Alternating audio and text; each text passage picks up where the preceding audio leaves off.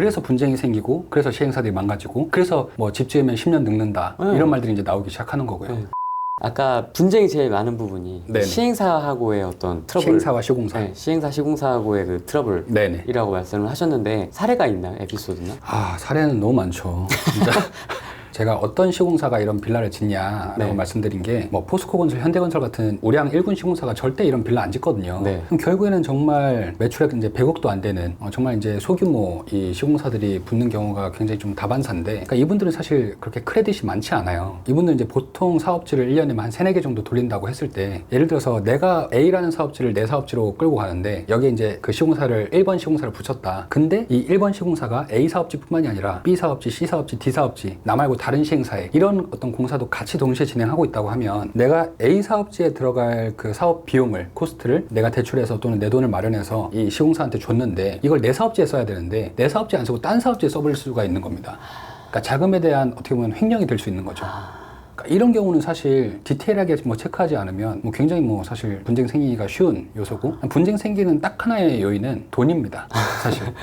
돈 때문에 다 모든 문제가 생겨요. 뭐 예를 들어서 뭐 이건 좀 극단적인 경우고, 이제 건물을 짓다 보면 제일 처음에 이제 설계를 뽑았을 텐데 그 설계를 가지고 그대로 건물을 지으면 제일 좋겠지만 서로 뭐 이슈가 없겠지만, 뭐 건물 짓다 보면 이제 시행사는 조금 욕심이 나기 시작하는 거죠. 특히 이제 마감대, 뭐 독일유에서 뭐 세면대나 뭐 샤워 부스나 이런 것들을 한 단계 위급 자재로 쓰고 싶다. 또는 바닥 마감재, 뭐 천장 마감재, 특히 이제 주방 가구 이런 것도 뭐 한샘 중에서도 뭐 이제 각각의 급들이 있는데 뭐 이런 급을 뭐 한 단계 높여서 쓰고 싶다. 아니면 자재 자체를 그냥 한샘으로 바꾸고 싶다. 원래 다른 브랜드였는데 브랜드 없는 거였는데, 뭐 당연히 이제 그 시행사가 설계 변경을 요청하면 뭐 그에 따른 공사비 증액은 있을 수 있겠죠. 근데 문제는 시행사가 요청하지 않은 설계 변경에 대해서 시공사가 요청했을 때, 그럴 때도 이제 공사비에 대한 증액이 생기는 게 굉장히 좀 빈번하다는 문제가 있습니다. 그냥 도면대로 공사를 하면 되는데, 그리고 이 도면대로 공사하면 얼마에 공사해주겠다 도급 계약을 체결했는데 시공사가 막상 공사하다 보니까 진짜 돈이 부족할 수도 있고, 제일 처음에 이제 확실하게 검토하지 않고 들어가니까. 네. 근데 소위 말하는 이제 좀 악덕 시공사 같은 경우에는 이거 공사하다 보니까 공사비 모자란다, 이거 이렇게 그냥 뭐 설계를 좀 더 다운그레이드 하시거나, 아니면 이거 하다 보니까 공사비 모자라니까 공사비 좀 더 올려달라 해서 공사비 뭐 올려주면 그대로 또 공사 가면 뭐 그나마 괜찮은데, 이게 계속 반복되는 거죠. 그럼 이제 저희가 예상했던, 시행사가 예상했던 애초에 공사비 사업 수재에 비해서 공사비는 엄청나게 증액되게 되고, 이건 내가 나중에는 이제 시행사는 건물 다 지으면 오히려 마이너스가 될 판국인 겁니다. 이러면 이제 당연히 뭐 공사비를 줄 수가 없는 상황이 되는 거고, 네. 그럼 시공사는 뭐 소위 말하는 배째라, 공사 안 하겠다 하는 경우도 사실 많죠. 그런 경우는 어떻게 대응을 해야 돼요? 이렇게 사실 노답이죠. 그래서 시공사를 잘 선정하셔야 됩니다. 시공사를 잘 선정하는 기준도 있습니다. 그래서 블랙리스트 이런 것도 있겠네요. 있죠.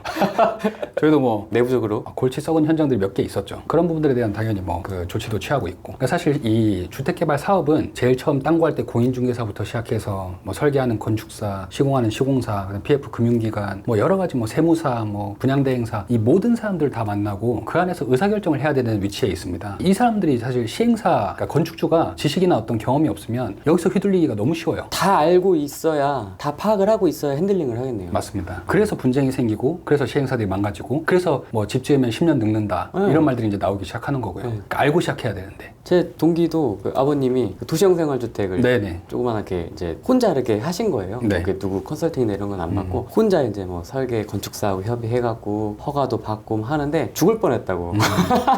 진짜 힘들어요. 네, 그분도 노후주택을 이제 할머니께서 가지고 있던 노후주택을 밀고 건물을 조그만하게 지셨는데, 어쨌든 이쁘게 잘 지었어요. 네네. 지었는데 너무 힘들어서 두 번 다시는 못하겠다고 네. 그러시더라고요. 지인 투자. 여러분들과 저는 오늘부터 지인입니다. 저는 테라펀딩 사업개발팀 이동훈 팀장이고, 제가 나가서 만약에 집을 짓는다고 했을 때 자금이 모자란다면 여러분들께 뭐 전화 한 통 드릴 수 있을 것 같습니다. 제가 이제 전화를 드려서 제가 뭐 선생님 제가 그 집을 한 채 지으려고 하는데 제가 에쿼티 한 2억 정도밖에 없어요. 1억 정도만 저한테 투자하시면 제가 1년 뒤에 2억으로 돌려드리겠습니다. 하는 게 이 지인 투자예요. 여러분들 저한테 투자하시겠습니까? 물론 투자를 하셔도 안전상환은 하실 수 있을 겁니다. 뭐 저는 잘 지을 수 있으니까. 그런데 그 함부로 이렇게 빌려주시면 안 돼요. 특히 에쿼티 조달, 그 에쿼티 투자 절대 하시면 안 됩니다. 굉장히 좀 위험합니다. 에쿼티 투자는 이 전체 이 채권을 그 순서대로 놓고 봤을 때 가장 후순위에 있습니다. 가장 후순위. 시행사가 수익을 취한 다음에 그 다음에 돌려줍니다. 시행사가 나도 수익 못 취했는데 여러분들 돈 돌려주시겠습니까? 건축주가? 안 돌려줍니다. 가장 마지막에 나한테 들어오는 돈인데 이 전체 사업에서 이 에쿼티 투자 그냥 뭐 지인 말만 믿고 그냥 5천만 원 빌려달래, 1억만 빌려달래, 그거 뭐 거의 금리로 따지면 30% 40% 가까이 준대. 근데 이렇게까지 빌리는 이유가 있어요. 그 건축주분들께서. 왜? PF를 받으려면 에쿼티 20%를 충족해 가야 되니까. PF를 받기 받기 위한 브릿지 자금 형태로 에쿼티 투자를 일부 받으시는 형태가 사실 굉장히 좀 많습니다. 근데 이 자금이 상당히 좀 위험한 자금이 되는 거죠. 지인 투자 함부로 하시면 안 됩니다. 팀장님은 어떤 집을 지어서 살고 싶으세요? 저는 이제 뭐 서울 근교에 네. 좀 이렇게 예쁜 이런 그 수익형 주택을 하나 짓고 싶은데 뭐 이것도 에쿼티가 뭐 억대는 있어야 되는데 그 직장인 월급이 그렇게 많지 않아요. 생각보다 유리지갑. 아니 뭐만 하면 다 떼가고 대표님 너무 잘 다니고 있습니다. 테라펀딩 사랑합니다.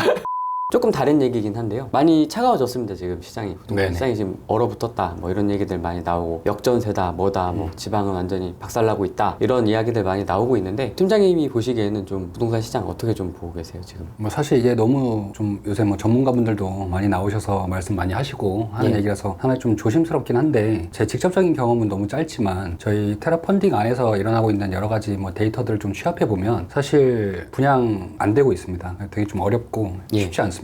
그렇다고 해서 우리는 뭐 아무것도 안 하고 뭐 그냥 손가락만 빨고 있을 것이냐? 그건 아니죠. 뭐 그건 아니라고 저는 생각하거든요. 사실 지금까지 생각보다 우리가 그 역사를 한번 반추해 봤을 때 그 경기가 항상 이렇게 되게 좀 좋았던 적이 그렇게 많지 않아요. 항상 뭐 그걸 미시적으로 하나하나 쪼개다 보면은 굉장히 뭐 이래서 힘들고 뭐 저래서 힘들고 하지만 그럼에도 불구하고 오를 것은 오른다라는 것이 일단 뭐 업계의 정설이긴 하거든요. 예를 들어서 내가 뭐 아파트에 대한 직접 투자를 하겠다라고 하면 어떤 아파트를 뭐 직접 투자할 것인가 뭐 이런 부분에 대해서 뭐 말씀하신 것처럼 뭐 지방이나 이런 쪽은 당연히 힘들겠지만 그래도 될 곳은 있기 때문에 그런 것들 좀 핀셋처럼 하나하나 찾아내는 게 좀 필요할 것 같고 특히 이제 뭐 개발 사업 측면에서 보신다면 아까 제가 그 분양 안 된다고 말씀드렸는데 분양이 안 된다고 해서 사실 사업 못 할 건 아니거든요. 저희가 이번에 지금 컨설팅 진행하고 있는 건도 과천에 있는 건입니다. 과천 건인데 이 과천이 사실 호재가 너무 많아요. 크게 대형 호재가 한 3가지 정도 있는데 GTX 노선 여기 바로 앞에 깔리고 그다음에 3기 신도시로 이번에 최근 또 발표가 났고 그다음에 과천에 이제 좀 노후된 아파트들 주공단지들이 이 재건축이 통과가 됐습니다.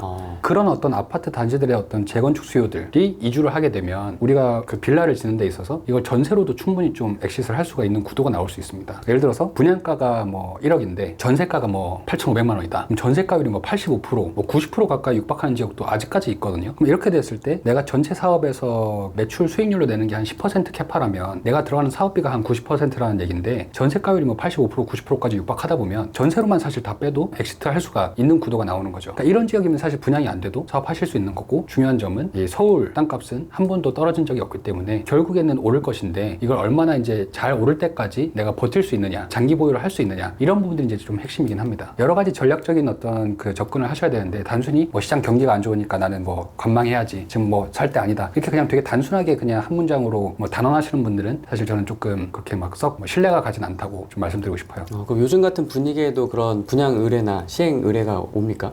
사실 예전보다 많이 줄어든 건 사실인데 저희도 이제 소위 말해서 이제 될 것만 하고 있습니다. 뭐 애초에 뭐 이런 지방이나 좀 많이 힘든 뭐 지방 대도시권도 아닌 뭐 일반 뭐 이런 건들은 사실 좀 많이 취급을 안 하려고 하고 있고 네. LTV도 굉장히 저희가 좀 빡빡하게 좀 보고 있습니다. 그러니까 서울은 70%지만 뭐 수도권은 뭐 65%, 지방 뭐 60%. 그러니까 LTV가 60% 안에 들어와서 사업하시려면 사실 수지가 굉장히 좀 빡빡하게 나오거든요. 그러니까 그런 케이스들을 비춰봤을 때 정말 이제 좋은 땅 잘 사시는 게 좀 답이지 않나. 그리고 여유 자금이 있으시다면 저는 땅에 좀 투자하라고 말씀드리고 싶어요. 땅이요? 땅에. 서울 땅에. 서울 땅 서울 비싸잖아요. 비싸죠. 여윳돈이 있으시면 여윳돈이 좀 많으시면 뭐 많이 있어요. 진짜 노후주택은 정말 많더라고요. 네네. 네, 뭐 저쪽 강북 쪽도 그렇고 뭐 화곡 이쪽 돌아다녀 보면 정말 많더라고요. 그 빨간 벽돌 네. 이렇게 뻥 차면 쓰러질 것 같은 것도 맞습니다. 되게 많더라고요, 사실. 거의 뭐 건물이 한 30년 지나가면 사실 이게 이제 건물에 대한 가치가 없다고 생각을 하는데 이 30년 넘은 노후주택이 전국에 한 267만 호가 있고 그중에 이제 아파트 제외한 노후 단독주택이 한 192만 호 정도가 있어요.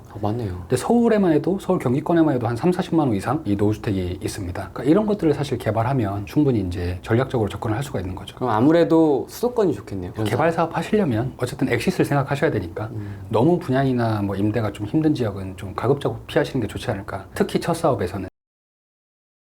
초반에 나왔던 이야기 다시 돌아가겠습니다. 네네. 테라펀딩에서 진행하고 있는 3억으로 30억 건물주 되기. 저는 이제 거의 반 이상 설득됐습니다. 저는 거의 뭐 에코티만 있으면 예. 뭐 당장 가서 할 수 있을 정도로 좀 많이 배웠는데요. 강의 소개 좀 부탁드리겠습니다. 저희 3억으로 30억 건물주택이 교육과정은 제가 이제 2017년 5월에 테라펀딩에 입사해서 처음으로 이제 교육 사업을 시작하면서 만든 첫 과정이고요. 그때 당시만 해도 사실 이런 디벨로퍼 신축주택 시행 사업에 대한 교육 과정이 대한민국에 그렇게 그렇게 많지 않았습니다. 뭐 있어봐야 뭐 건국대나 이런 대학기관 뭐 이런 쪽에만 이런 그 디벨로퍼 교육 과정들이 있었는데, 이게 이제 저희가 테라펀딩이라는 그 PF 자금을 취급하고 있는 금융기관이다 보니까 이 내부 데이터를 충분히 활용해서 낱낱이 사업에 대한 전반적인 흐름을 소위 말하는 까드릴 수 있게 된 거고요. 이 교육 사업이 사실 뭐 지금 누적 수강생이 한 1000명이 넘어가다 보니까 굉장히 이 교육 과정을 좀 따라하는 유사 교육 과정들이 또 최근에 좀 많아졌어요.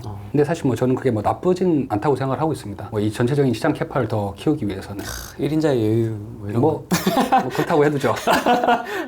저희 강의만이 가지는 좀 특징들을 좀 말씀드리면, 예. 강사만 13명이 포진되어 있거든요. 강사가 13명이 들어와서 각각의 그 파트별로 전문 분야를 다 다뤄주는 이런 시행 과정은 사실 대한민국에서 저희 테라펀딩 3억으로 30억 건물주데이가 유일합니다. 저희는 사실 뭐 이걸로 그렇게 막 돈을 많이 벌 생각 별로 없거든요. 이 각 파트별 굉장한 국내 전문가분들만 강사로 모셔서 이 13명의 강사진이 선사하는 이 압도적인 어떤 과정을 한번 겪어보시면 너무 좀 약장수 같았나요?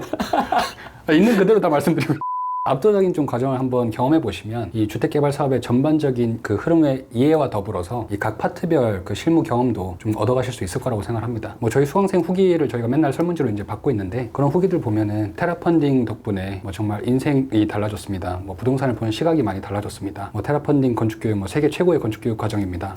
뭐 이게 정말 제가 꾸며낸 얘기가 설문지 좀 이렇게 보여드리고 싶네요. 진짜 자료화면으로 좀 내보내는 거. 네. 뭐 그런 어떤 후기들을 뭐 저희가 이제 강요하지 않거든요. 네. 물론 제가 이렇게 좀 험상궂게 생겼지만 굉장히 그 수강생분들께 이렇게 사근사근하게 잘 이렇게 말씀드리고 하는데, 본인들이 스스로 정말 느끼시고 그런 후기들을 좀 남겨주시기 때문에 뭐 저는 뭐 굉장한 좀 자부심을 가지고 있습니다. 팀장님 강의를 한번 봤습니다, 온라인으로. 네네. 정말 조근조근 잘 하시더라고요. 기가 막히죠. 어떻게 본인 입으로?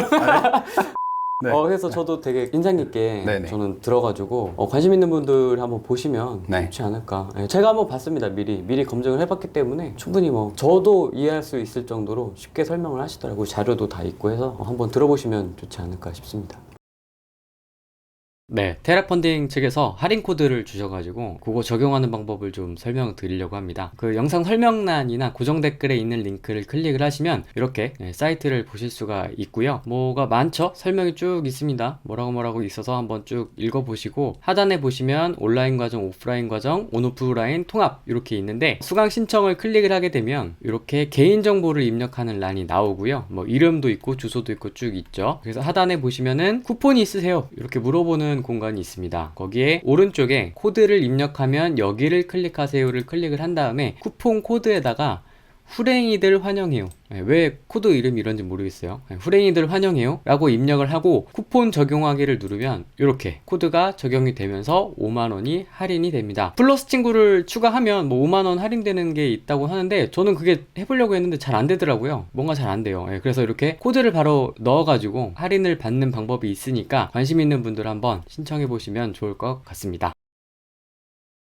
끝으로 저희 후랭이가 만난 사람의 공식 질문이기도 합니다. 네네. 앞으로의 계획, 팀장님 개인적인 것도 좋고요. 개인적인 좋은 것 같습니다. 개인적인 목표나 꿈, 앞으로의 계획 말씀해 주시죠. 저희 팀이 지금 한 10명 정도 되는데요. 예. 이번에 갓 대학을 졸업한 저희 팀원이 한 명 있어요. 네. 뭐 입사한 지는 꽤 됐는데 이제 졸업을 조금 유예했다가 늦게 이제 졸업을 한 분인데, 이분 이제 졸업식에 제가 이제 현수막을 하나 걸어놨습니다. 어디다가요? 그 학교 졸업장에. 진짜요? 네. 그 나무에다가 현수막을 하나 걸었어요. 직장 상사가. 네네. 네. 거기서 이제 누구누구 땡땡이라고 했을 때 뭐 땡땡아 너의 젊음을 테라에 걸어라, 테라는 너에게 미래를 걸겠다, 요 문구로 저는 그 현수막 하나 걸었는데, 네. 이게 사실 제 스스로한테 하는 말이기도 합니다. 뭐 저의 젊음을 이 테라에서 정말 뭐 불사 지르고 있기 때문에 네. 테라는 저에게 미래를 걸면 좋지 않을까. 야놀자에서도 하셨던 얘기 아니에요? 야놀자도 저에게 미래를 걸었는데, 야놀자 지금 굉장히 잘 되고 있어요. 너무 잘 되고 있어요, 야놀자. 네네. 저는 항상 1등 기업만 쫓아다니고 있죠. 또 갈아타시는 거 아닙니까? 테라펀딩 사랑합니다. 테라펀딩 너무 좋아요.